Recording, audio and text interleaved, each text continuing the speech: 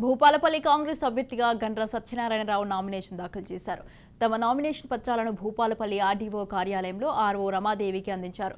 రాష్ట్రంలో కాంగ్రెస్ పార్టీని అధికారంలోకి తీసుకురావడానికి ప్రజలు సిద్ధంగా ఉన్నారని గండ్ర సత్యనారాయణరావు తెలిపారు.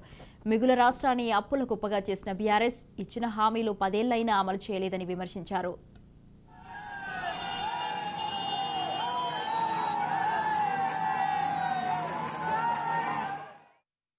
ఈ దేశం కొరకు నెహ్రూ కుటుంబం ప్రాణత్యాగాలు చేసిన పార్టీగా ఈ నియోజకవర్గ ప్రజల సహకారంతో 30వ తారీఖు జరగబోయేటువంటి ఎన్నికల్లో ఈ నియోజకవర్గ ప్రజల ఆశీస్సులు నిండుగా ఉన్నాయి. ఈ రాష్ట్రంలో కాంగ్రెస్ పార్టీని అధికారంలోకి తీసుకురావడానికి ప్రజలు సిద్ధంగా ఉన్నారు. కాంగ్రెస్ పార్టీకి స్వచ్ఛందంగా పార్టీలకు అతీతంగా మా ప్రచార సభల్లో కూడా స్వచ్ఛందంగా పార్టీలో చేరుతున్నారు.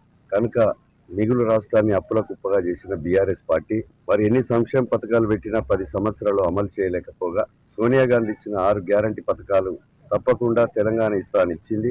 రేపు 6 గ్యారంటీ పథకాలు కూడా అమలైతాయి అనేటువంటి ఒక నమ్మకం, విశ్వాసం